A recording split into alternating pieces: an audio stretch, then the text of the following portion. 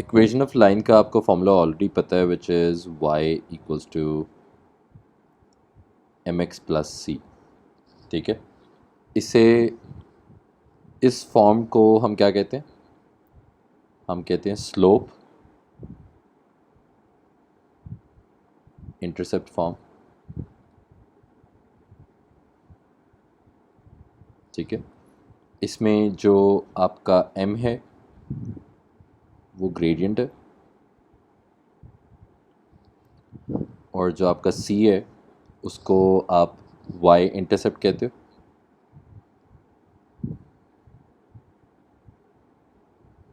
सही है। अब ये फॉर्म हम यूज़ नहीं करेंगे इक्वेशंस फाइंड करने के लिए। हम इक्वेशंस फाइंड करने के लिए दूसरी वाली इक्वेशन यूज़ करेंगे, जो कि है y minus y one equals to m bracket x minus x one. ठीक है, हम ये वाली इक्वेशन यूज़ करेंगे। पहली वाली इक्वेशन में और दूसरी वाली इक्वेशन में डिफरेंस क्या है कि पहली वाली इक्वेशन में आपको m की वैल्यू फाइंड करके रिप्लेस करनी पड़ती है, फिर c की वैल्यू फाइंड करके रिप्लेस करनी पड़ती है, और फिर एंड पे फुल इक्वेशन जो है वो भी दोबारा लिखनी पड़ती है। जो हम सेकंड वाली इक्वेशन यूज़ कर रहे हैं उसका थोड़ा सा फ़ायदा ये है कि वो डायरेक्टली आपको पूरी की पूरी इक्वेशन बता देगी। ठीक है, तो इसलिए हमें वो सब कुछ करने की ज़रूरत नहीं है। तो अभी एक एग्जांपल देख लेते हैं। A line passing from 2 points A जो कि -1 और 5 है, and B which is 2 and 4, find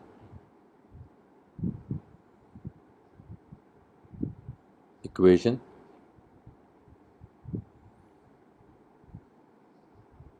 of a line। ठीक है, हमने इक्वेशन ऑफ लाइन फाइंड करनी है। अब इक्वेशन फाइंड करने के लिए पहले तो हमें स्टेप 1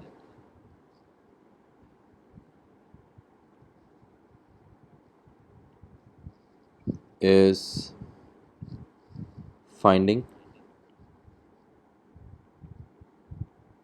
gradient। ठीक है, तो किसी भी टाइप की इक्वेशन हो, चाहे वो पैरेलल हो चाहे वो परपेंडिकुलर हो, फ़र्क नहीं पड़ता, उसमें ग्रेडियंट फाइंड करना लाजमी है। तो m would be equals to, बोलो।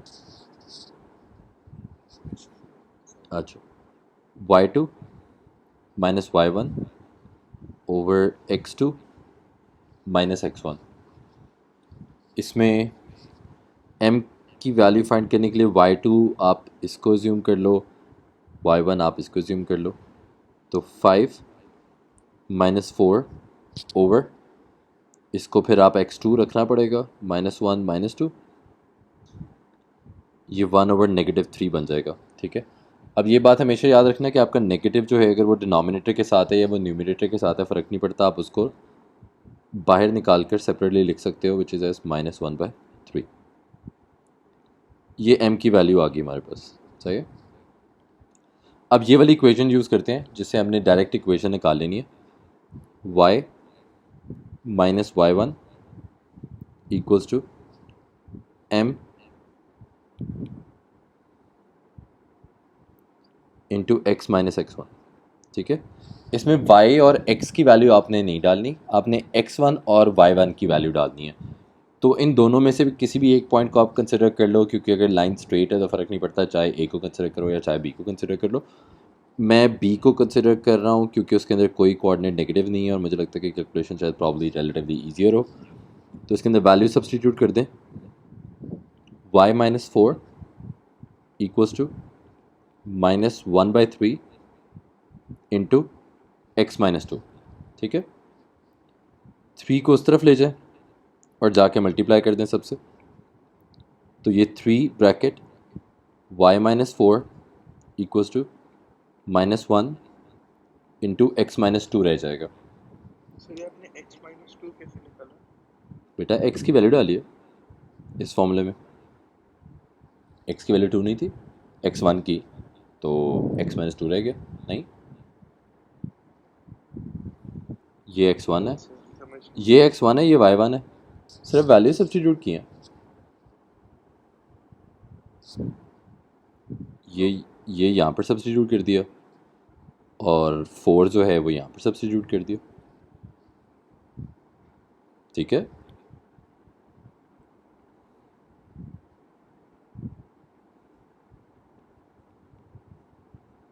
नहीं सर, मगर ये mx माइनस एक्स क्यों है? यार तुम उसको छोड़ो ना, फॉर्मूला ये तो, मतलब ये फॉर्मूला आपने याद करना है। सर mx प्लस सी नहीं था? यार उस फॉर्मूले में पहले आपको m निकाल के सब्स्टिट्यूट करना पड़ेगा, फिर c निकाल के सब्स्टिट्यूट करना पड़ेगा।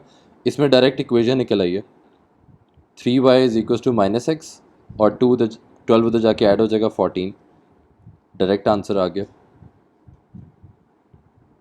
ये आपका आंसर है। नहीं, एम एक्स प्लस सी में तो पहले m निकाल के डालो, फिर c निकाल के डालो, फिर फाइनल इक्वेशन भी लिखो। ज़्यादा बेहतर नहीं है ये? अच्छा, तो y minus y one is equals to m x minus. हाँ,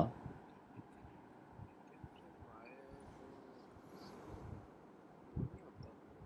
क्या होता? अच्छा, तो y का सब्जेक्ट बना तो लिए, 3y is equal to minus x plus 14। और क्या चाहते हो?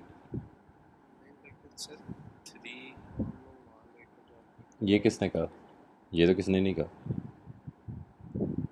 ये तो तब करना होता है जब उसके कहने में वो आपको इक्वेशन दे के आपसे ग्रेडियंट फाइंड करवाने की कोशिश करे, अदरवाइज़ तो नहीं चाहिए, अदरवाइज़ तो नहीं चाहिए। ठीक है, अदरवाइज़ ये ज़्यादा सिंपल है क्योंकि इसमें डायरेक्ट ही सिर्फ आपने वैल्यूज एक दफ़ा प्लग करके वो सिंपल अलजेब्रा सॉल्व करना है तो डायरेक्ट इक्वेशन निकल आएगी। ठीक है, अच्छा सिचुएशन 2 देखो।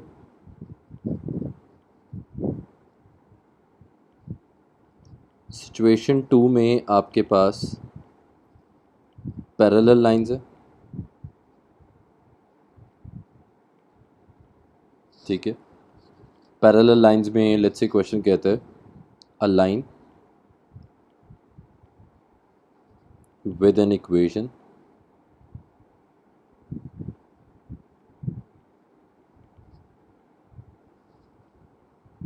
Three y equals to 4 minus 2x is parallel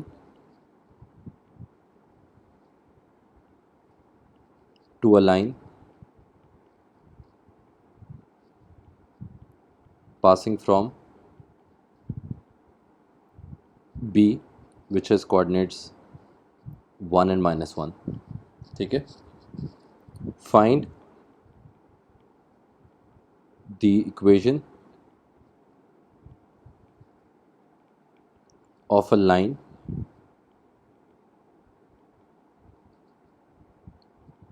passing from B. सबर सबर। अच्छा, हमने बी की इक्वेशन निकालनी, हमने लाइन की इक्वेशन निकालनी है जो बी में से पास कर रही है। ठीक है, अब पहली बात तो ये कि जो लाइन बी में से पास कर रही है, लेट्स से उसको ड्रॉ कर लेते हैं। ये हमारे पास एक लाइन है और ये वाली लाइन बी में से पास कर रही है। ठीक है, अब ये लाइन बी में से पास कर रही है, इस लाइन का ग्रेडियंट नहीं हम निकाल सकते क्योंकि इस लाइन का ग्रेडियंट निकालने के लिए हमें एटलीस्ट 2 पॉइंट चाहिए होते हैं। तो अगर आपको याद हो तो कल हमने देखा था कि ग्रेडियंट निकालने के देयर आर 3 डिफरेंट वेज। पहले तो आपको 2 कोऑर्डिनेट्स पता हो तो आप उससे ग्रेडियंट निकाल सकते हो, फिर आपके पास या तो पैरेलल लाइंस आ जाती हैं या परपेंडिकुलर लाइंस आ जाती हैं। तो पैरेलल लाइंस के केस में क्या होता है कि ग्रेडियंट दोनों लाइंस का सेम होता है। इस केस में उसने हमें पैरेलल लाइन दी हुई है, उसने कहा हुआ है कि एक और लाइन है जो कि पैरेलल है उस लाइन के जो बी में से पास कर रही है। तो सिचुएशन कुछ ऐसी है कि ये एक और लाइन है,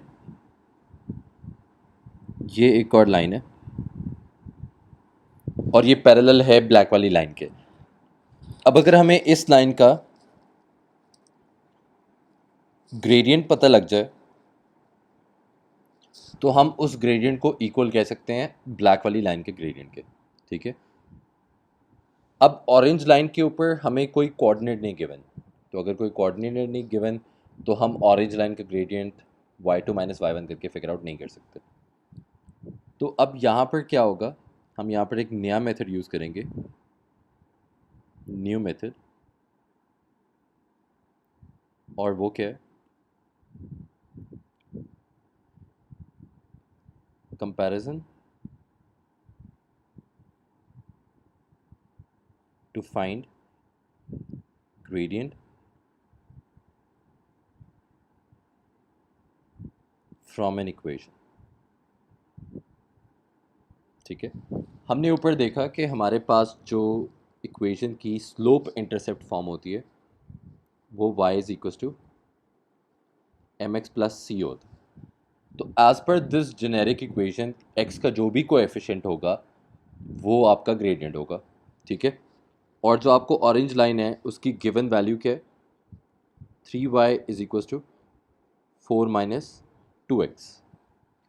अब जब हमने ये कह दिया कि आपका कोएफिशिएंट जो है वो ग्रेडियंट होगा, तो आपने सीधे इस इक्वेशन को फ़ौरन देख के ये नहीं कह देना कि x का कोएफिशिएंट -2 है तो ग्रेडियंट -2 होगा, ऐसा नहीं है। ग्रेडियंट -2 हो सकता है, लेकिन आप ये देखो कि आपकी जो जेनेरिक इक्वेशन है उसमें y के साथ कोई कोएफिशिएंट नहीं है। तो अगर कोई कोएफिशिएंट नहीं है विच मीन्स आपको पहले y को सब्जेक्ट बनाना पड़ेगा, उसके बाद आपका कंपैरिजन पॉसिबल है। तो इस इक्वेशन में पहले y को सब्जेक्ट बना लेते हैं। जब y को सब्जेक्ट बनाएंगे तो y को यहीं छोड़ दो, 3 को उस तरफ जाके डिवाइड कर दो, और 3 दोनों से 1 बाय 1 डिवाइड हो जाएगा। अब आपकी इक्वेशन जो है वो इस फॉर्म में आ गई। तो अब आप कह सकते हो कि बाय कंपैरिजन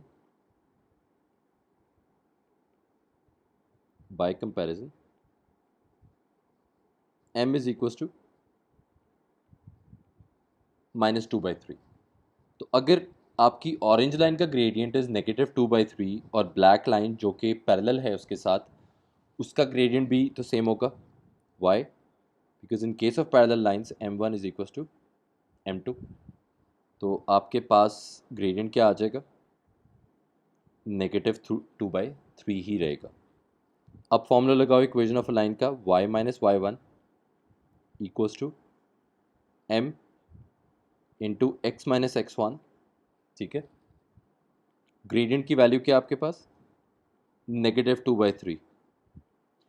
ब्लैक लाइन के ऊपर एक ही कोऑर्डिनेट एग्जिस्ट कर रहे हैं, तो अब आपके पास चॉइस नहीं है कि आप कोई सा भी कोऑर्डिनेट पिक कर लें, आपको उसी कोऑर्डिनेट के साथ जाना पड़ेगा विच इज़ 1 एंड -1। तो x की वैल्यू उसके अकॉर्डिंगली क्या है, सिंपल 1, और y की वैल्यू उसके अकॉर्डिंगली क्या है, -1। अब इसको सिंप्लीफाई कर लें, 3 उधर जाके मल्टीप्लाई हो जाएगा, 3 बाहर आ गया, माइनस माइनस प्लस हो गया, यहाँ पर -2 और यहाँ पर x-1। इसको एक्सपैंड कर लें, 3y plus 3 equals to -2x plus 2। On rearranging we will get 3y is equals to 3 उधर जाके माइनस हो जाएगा, तो -2x -1 हमारा, इक्वेशन है जी y minus 1 is equal to mx minus x1 जी, किस किस केस में यूज हर केस में, एवरी केस, स्ट्रेट लाइन की कोई भी आ जाए, कोई भी आ हम जाए, y हाँ इक्वल्स टू हाँ, mx प्लस c की जगह ये ये यूज यूज़ कर सकते हैं, यस, डायरेक्ट आंसर आ और जाएगा ये उससे। हर केस में बेहतर है। हर केस में बेहतर है, हर केस में बेहतर है, क्योंकि कर तो वो भी यही रही है जो ये कर रही है, लेकिन उसमें थोड़ा सा ये है कि m की वैल्यू c की वैल्यू लहदा निकाल के डालनी पड़ती है। इसमें एक दफ़ा ही आप सारे पॉइंट्स डालो तो उनको सॉल्व करके डायरेक्ट इक्वेशन बन जाती है, तो वो ज़्यादा ख्वारी नहीं है उस सेंस में। जी राफे, इसमें कोई क्वेश्चन, शयान? सर मुझे mx प्लस c वाला इक्वेशन मतलब हाँ तो ठीक है, वो कर लो। उसमें शयान कोई क्वेश्चन तो नहीं? नहीं नहीं मैं भी वही कर रहा था mx प्लस c वाला। चलो, थोड़े टाइम के बाद ये बेहतर लगने लग जाएगा। अच्छा, केस 3 देखो। अब्दुल्ला बेटा, आपको कौन सा बेहतर लगा? सर मैंने इतना लॉजिकली सोचा ही नहीं कि वो बेहतर होगा या ये आप कह रहे हैं तो मैंने मान लिया। ठीक है, ऐसे ऐसे प्यारे बच्चे होते हैं अहमद। यार अहमद, मसला ये है कि पेपर में ना इतना टाइम नहीं होता कि पहले एम निकालो, सी निकालो और उसके बाद फाइनल इक्वेशन भी लिखनी याद रहे। काफ़ी दफ़ा होता है। मुझे जो समझ आई है उसमें हमें पहले एक केस में एक कोऑर्डिनेट यूज करना पड़ेगा, फिर ये इसमें हम एक ही दफा में हाफ काम करके वो हो जाएगा हाँ सेम आंसर। हाँ, अहमद उसमें मसला ये है कि बेटा कि जल्दी में ना, जल्दी में जब आप सी की वैल्यू निकालते हो शान, तो सी की वैल्यू निकाल के फाइनल इक्वेशन लिखना भूल जाते हो। आपकी अंडरस्टैंडिंग में आपने सी निकाल दिया, एम निकाल दिया, आपका काम पूरा हो गया, आप आगे चले जाते हो। तो वो उस केस में ये चीज़ मिस हो जाती है कि y is equal to m x plus c लिखना ज़रूरी है। इस केस में y is equal to m x plus c automatically बन जाती है आपके सर पास। फाइनल इक्वेशन जो होती है हाँ। उसमें अगर आप नॉर्मल वाला कर रहे हैं y equals to x plus c, जो हम्म, फाइनल इक्वेशन होती है उसमें y और x ब्लैंक होते हैं ना, सिर्फ ग्रेडियंट का वैल्यू लिखते हैं और c की वैल्यू लिखते हैं ना। हाँ बिल्कुल, इसमें भी तो वही है। अच्छा। एंड पे जो इक्वेशन बन रही है, हाँ मतलब अगर तुम देखो तुम्हारे पास इक्वेशन बन रही हो ये y इक्वल्स टू, तुमने y is equal to m x plus c use किया, y is equal to 2/3 x plus 4 बन रही है। ठीक है, अच्छा। तुम अपना आंसर ऐसे छोड़ सकते हो, लेकिन प्रेफर्ड जो आंसर होता है वो यही होता है कि अपने फ्रैक्शन को ख़त्म कर दें अगर आप ख़त्म कर सकते हैं तो। ठीक है, उसके थ्री उसके वाई हाँ, three two y x plus equals to 2x plus 12, unless examiner ने कहा हो कि y is equal to m x plus c की फॉर्म में लिखना है। 12 होएगा। हाँ, 3 टाइम्स 4 इज 12 होता है। इसको क्यों मल्टीप्लाई कर रहे हैं, थ्री कैसे? Very good, very good, very good Ahmad, ये मुझे तुम्हारी मैथ्स पे मज़ा आया सुन के। नहीं भाईजान, लेकिन भाईजान थ्री राइट को साइड पे, क्यों मल्टीप्लाई भाईजान राइट साइड पे एलसीएम लेके 3 मल्टीप्लाई होगा उस तरफ, या 3 डायरेक्टली उस तरफ ले जाओ थ्री कुछ। डायरेक्टली उस तरफ नहीं जाएगा? माशाल्लाह माशाल्लाह शान बेटा, अगर आप इसके सर साथ क्या बात? अगर आप इसके साथ बैठे हुए हैं तो इसे एक चंड करा दें। मैं तो नहीं यार। भाईजान, नहीं अहमद नहीं स- नहीं सर। अहमद साहब, उस तरफ दो टर्म्स हैं, उनका पहले एलसीएम होगा तो 3 उधर जा सकता है। हमारे घर की मैथ्स तो नहीं है कि 3 को जब दिल किया उधर लेके। नहीं लेकिन सर थ्री तो सिर्फ टू एक्स से मल्टीप्लाई डिवाइड हो रहा है वो। अच्छा, और ये बस पहले, थोड़ा सा फोर बेटा और ये पहले 4 के अंदर ऐड हो रही है पूरी फ्रैक्शन, उसके बाद यार देखो y इज इक्वल्स टू आगे के पूरे जो माइनस ये टू एक्स पूरी जो माइनस है एक्स वन, ये पहले माइनस सॉल्व टू होगी एक्स उसके एक्स बाद टू वो। मल्टीप्लाई होगा जी, वो पूरा डिवाइड होगा। ये ये 12/3 हो जाएगा। अब दोनों का एलसीएम सेम है तो 3 उधर जाके मल्टीप्लाई हो सकता है। ये ज़िंदगी में गलती जो है ना वो आप ग्रेड 9 में भी करते रहे और आज भी कर रहे हैं। सर मैं वैसे अभी तक नहीं समझ आया क्यों y क्यों फोर्थ को भी थ्री से मल्टीप्लाई चला। वैसे बट ये हमारा दिल कर रहा है, तुम भी यही कर लेना। तुम कहना यार ठीक है। सर का दिल कर रहा था, मैं भी यही कर सर लूँ। मैं अब आपके मेथड से ही कर रहा हूँ, मैं अब वो y equals to mx plus c नहीं कर रहा। आहिस्ता आहिस्ता ये भी आ जाएगा आज दूसरा भी। छोड़ दे अब। हाँ ठीक, ओके छोड़ देते हैं। अच्छा, लाइन ए बी, ठीक है, दी हुई है उसने 2y plus 3x equals to 17 is perpendicular to the line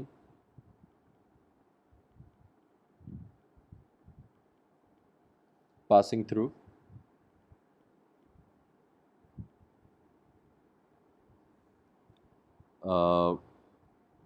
C, जिसके कोऑर्डिनेट्स हैं, क्या करें, 0 और 4 कर लें, थोड़ा सा इजी कैलकुलेशन भी कर लें। 0 और 4, ठीक है। Find the equation.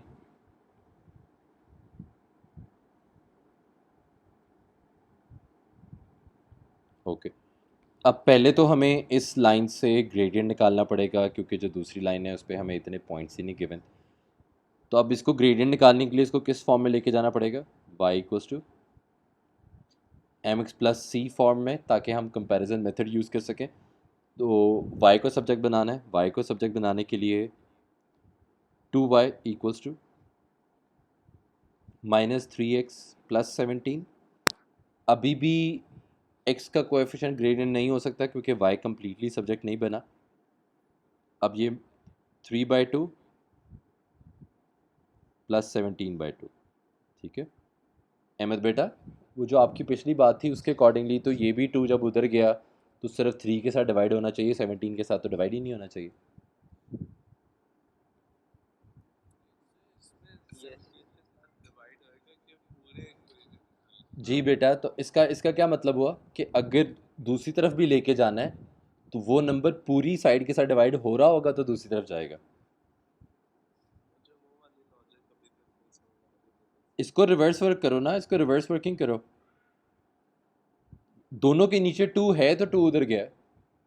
पिछले केस में तुम कह रहे थे कि एक के नीचे 2 है, दूसरे के नीचे 2 नहीं है, लेकिन फिर भी 2 उधर चला जाएगा। अच्छा, ये पूरा एक इक्वेशन है। माशाल्लाह। सर आपने 2 दफा 3 लिखा था फ्रैक्शन फॉर्म में, उसको एक ही लाइन बना के 3 लिख देते थे। एक ही लाइन बनाकर, हाँ वही मैं देखता था, एक ही लाइन बनाकर। सर ये कौन लोग रखे वहाँ पे?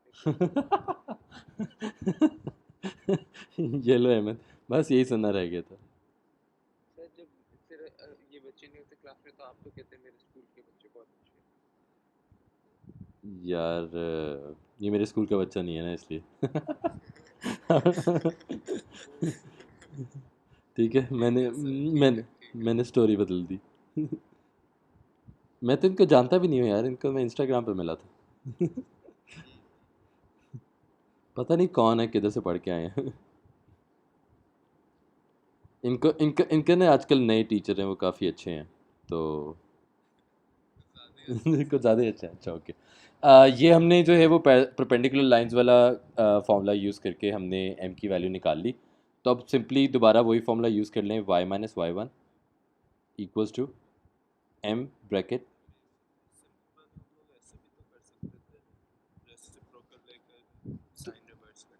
यार मैंने ना तुम्हारे 2 थप्पड़ मारने हैं। कल मैंने तुम्हें कहा था नेगेटिव रेसिप्रोकल, तो कल तुमने मुझे कहा कि मैं नेगेटिव रेसिप्रोकल नहीं लूँगा, मैं आपका फॉर्मूला यूज़ करूँगा।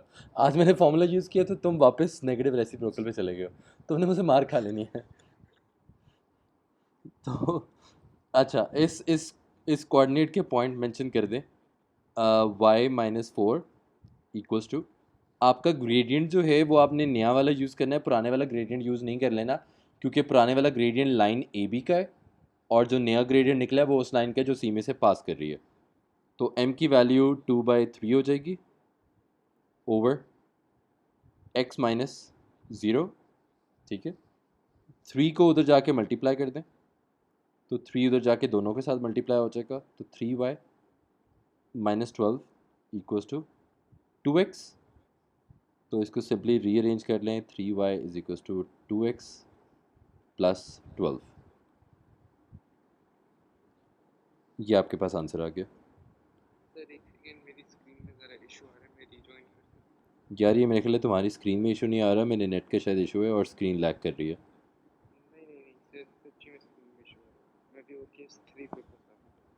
अ, मैं रिजॉइन कर दूँ अगर? हाँ हाँ, रीजॉइन कर लो। अब ठीक हुआ नहीं वैसे? हो गया। हाँ ठीक है, ओके, वो मैंने जूम आउट किया ना तो वो ठीक हो गया। जी, इसके अंदर अगर कोई मसला है तो बता दें, तो हम अपने फिर लास्ट सेक्शन में मूव करते हैं जो कि सबसे ज़्यादा ज़रूरी सेक्शन है।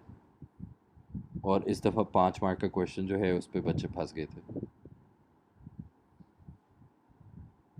जी शान, एक सेकंड रुक जाओ, एक सेकंड शान, इसमें कोई मसला अभी तक? ये सो रहा है बेटा, मैं सो रहा है, बता रहा हूँ नहीं मैं। सर, सर अच्छा, से एक चीज़ है, वो क्या चीज़? 3y इक्वल्स टू 2x, इसको स्लाइड पे ले सकते हैं कि बेहतर लगता बेटा हमने उसका रिश्ता नहीं लेना, हमने क्वेश्चन सॉल्व करना है। वो बेहतर लगे या ना लगे, हमने उसका क्या करना है?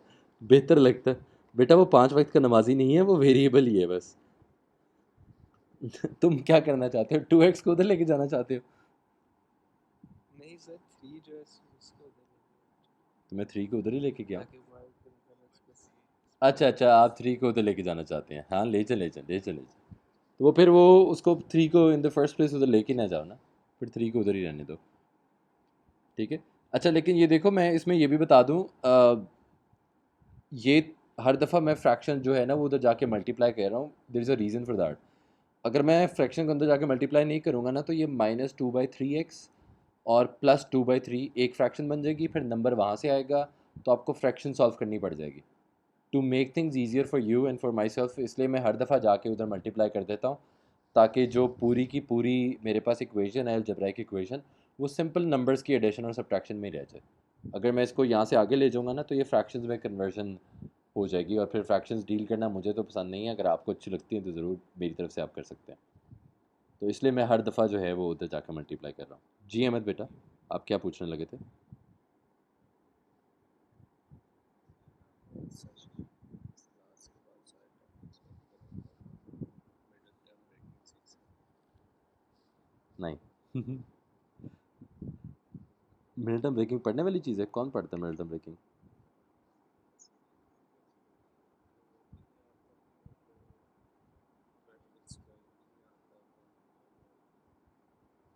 यार परफेक्ट स्क्वायर मैंने पढ़ाया नहीं।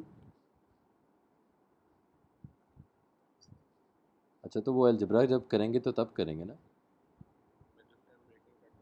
ऑब्वियसली वो अलजेब्रा का पार्ट ही है। अलजेब्रा का क्वेश्चन है बेटा आपके पेपर में 12 नंबर का, आप किधर जा रहे हैं? अच्छा, इक्वेशन ऑफ अ बाइसेक्टर, ये काफ़ी अनोइंग क्वेश्चन था इस साल के बच्चों के लिए। ये 5 मार्क का क्वेश्चन आया था, ठीक है, कि उसमें आपने प्रूव करना था कि वो परपेंडिकुलर बाइसेक्टर है कि नहीं है। अब उसमें बच्चों ने, जो अच्छे बच्चे भी थे, उन्होंने एक मेथड कर दिया, उससे कुछ एक बात प्रूफ हो गई, लेकिन दूसरा जो मेथड था वो नहीं परफॉर्म किया, तो वो वहाँ पर रह गए। कुछ बच्चों ने क्या किया कि दूसरा मेथड कर दिया तो पहला मेथड नहीं किया। तो ईदर वे 5 में से आई थिंक, अगर मैं उसकी एग्जामिनर रिपोर्ट अभी तक तो मेरा ख्याल है नहीं आई, अगर आप भी गई होगी तो मैंने नहीं देखी। अगर आप उसकी देखोगे तो मेरा ख्याल है वहाँ पर ना प्रॉब्ली सिर्फ 70 बच्चों का या फिर 55% बच्चों का ना ये क्वेश्चन ठीक हुआ होगा। अदरवाइज़ मेजॉरिटी ऑफ द बच्चों ने, 45-60% बच्चों ने इस क्वेश्चन में लाजमी मार्क्स लूज़ किए होंगे, क्योंकि किसी ने एक मेथड किया होगा तो दूसरा नहीं किया होगा, दूसरा किया होगा तो पहला नहीं किया होगा। तो इस क्वेश्चन से बड़ी एनालिटिकल स्किल्स जो है ना वो आपकी यहाँ पर थोड़ी सी क्लियर आउट हो गई थी कि आपको मसले एक्चुअल में हैं क्या। तो पहले आप देख लें कि इक्वेशन ऑफ अ बाइसेक्टर होती क्या है। आपके सिलेबस में इक्वेशन ऑफ अ बाइसेक्टर सिर्फ एक ही तरह की है, और वो equation of a perpendicular bisector है, ठीक है। Not any bisector, just perpendicular bisector, ठीक है।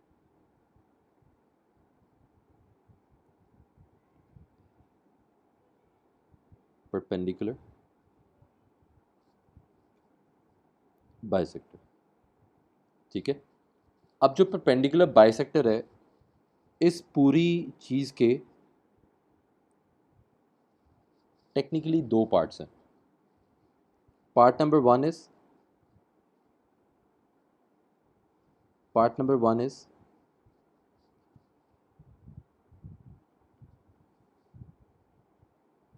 equations are, बल्कि इक्वेशन नहीं, lines are perpendicular, lines are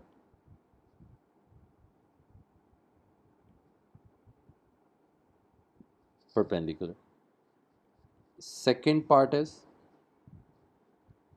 bisector, that means passing from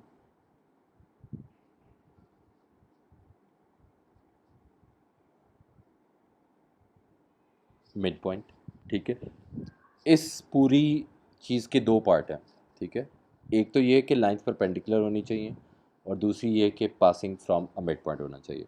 तो अब लेट्स से मैं आपको कहता हूँ कि find the equation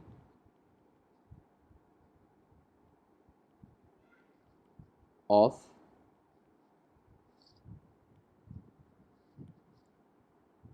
of a perpendicular bisector of point C, which is 2 and 4, and D, which is 8, which is 8, इसको क्या हो गया, which is 8 and 10 कर लें, 8 and 10, ठीक है। सर ये सब आप क्वेश्चन लिखेंगे तो फिर ज़रा मैं सेक्टर भी एक्सक्लूड कर रहा हूँ। अच्छा, अब as per the given situation उसने हमें कह दिया कि आपने equation of a perpendicular bisector निकालनी है सी डी की। अब सी डी का जो परपेंडिकुलर बाइसेक्टर है, हमने ऊपर डिस्कस किया कि परपेंडिकुलर बाइसेक्टर होता क्या है, कि एक तो वो परपेंडिकुलर होती हैं, लाइंस परपेंडिकुलर होती हैं, विच मीन्स कि ग्रेडियंट स्ट्रेट फॉरवर्ड नहीं होगा, ग्रेडियंट परपेंडिकुलर कीवर्ड के थ्रू फिगर आउट होगा, ठीक है। दूसरा बाइसेक्टर है तो वो मिड पॉइंट में से पास करता है। अब मैं इसको आपको विजुअल रिप्रेजेंटेशन दिखाता हूँ कि जो सी डी है वो कुछ ऐसे, ठीक है, नॉट द एग्जैक्ट रिप्रेजेंटेशन, नहीं तो आप कहोगे कि सी डी हॉरिजॉन्टल लाइन तो है ही नहीं। सी डी आपकी लाइन कुछ ऐसे, इसकी जो परपेंडिकुलर बाइसेक्टर की लाइन होगी that would be like this, ठीक है। ये आपकी जो लाइन है ये परपेंडिकुलर बाइसेक्टर की लाइन है।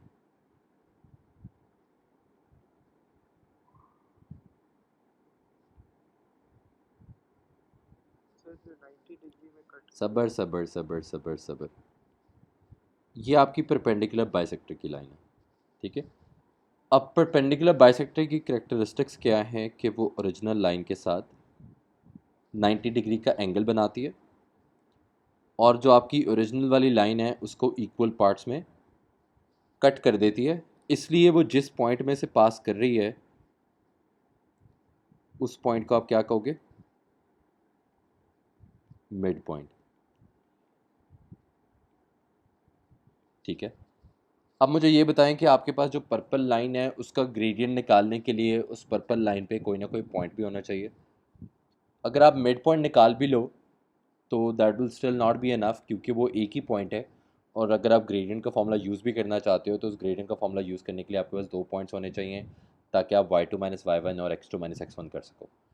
लेकिन इस केस में वो नहीं हो सकता। तो अगर वो नहीं हो सकता तो बाकी दोनों मेथड्स कौन से थे, बल्कि बाकी तीनों मेथड्स कौन कौन से थे, या तो पैरेलल परपेंडिकुलर और इक्वेशन से ग्रेडियंट निकालने के, ग्रेडियंट निकालने के टोटल 4 मेथड हैं। या तो फॉर्मूला यूज़ कर लो, सी डी की इक्वेशन निकालेंगे और जो निकलेगा उस पर परपेंडिकुलर वाला फॉर्मूला। बिल्कुल। तो पहले आप सी डी का ग्रेडियंट फिगर आउट कर लो। सी डी का ग्रेडियंट आपके पास क्या निकलेगा, ये हम ग्रेडियंट निकाल रहे हैं सी डी का, ठीक है। सी डी का ग्रेडियंट होगा y2 minus y one, which is 10 minus 4 over 8 minus 2। 10 minus 4 is 6, 8 minus 2 is also 6, which is 1। आपके सी डी का ग्रेडियंट 1 आ गया। तो आपकी जो परपेंडिकुलर लाइन है उसका ग्रेडियंट क्या होगा, m1 multiply by m2 equals to -1। आपके एक m की वैल्यू क्या है, -1 है, सॉरी +1 है। तो यहाँ से आपके पास ग्रेडियंट सीधा सीधा -1 ही आएगा। तो आपकी पर्पल लाइन का जो ग्रेडियंट है वो -1 हो गया, ठीक है। अब अगर आपने पर्पल लाइन की इक्वेशन फाइंड भी करनी है तो आपको स्टिल उस पर्पल लाइन के ऊपर एक पॉइंट ज़रूर पता होना चाहिए, क्योंकि y minus y one is equal to m into x minus x one use करो या y is equal to m x plus c use करो, एक पॉइंट लाजमी है।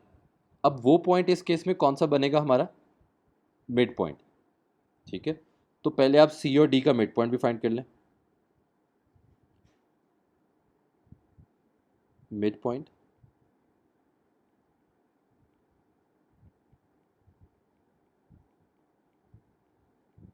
ऑफ सी डी, तो सी डी का मिड पॉइंट क्या निकलेगा, 8 + 2/10 और 4 प्लस, मेरा ख्याल है मैंने हैवी बोंगी मारी और कोई बोला भी नहीं, यहाँ पर 2 आता था, एंड 4 + 10/2। इसको सॉल्व कर लें, 5 आ गया, इसको सॉल्व कर लें, 7 आ गया। तो अब मिड पॉइंट के कोऑर्डिनेट्स आपके पास 7 आ गए, तो आपका परपेंडिकुलर बाइसेक्टर की दोनों चीज़ें पूरी हो गई। आपके परपेंडिकुलर बाइसेक्टर का ग्रेडियंट भी आपको मिल गया, आपके परपेंडिकुलर बाइसेक्टर पे एक कोऑर्डिनेट की वैल्यू भी आपको मिल गई। अब आप इसकी इक्वेशन निकालने के लिए फॉर्मूला यूज़ कर लें, y - y1 = m × x - x1। ठीक है, y की वैल्यू क्या है, 7, m की वैल्यू क्या थी, -1, और x की वैल्यू क्या थी, 5। इसको एक्सपैंड कर लें, y - 7 = -x + 5, और 7 उधर जाके ऐड होगा तो वो 12 बन जाएगा। तो ये आपके पास आपकी परपेंडिकुलर बाइसेक्टर की इक्वेशन आ गई।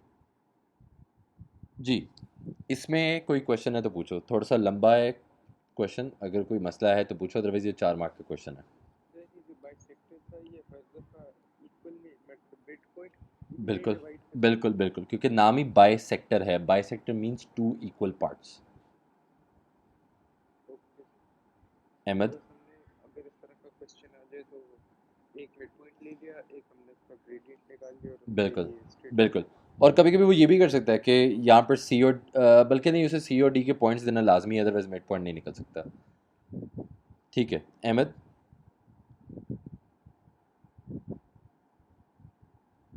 अहमद कोई मसला बेटा, कोई मसला नहीं है।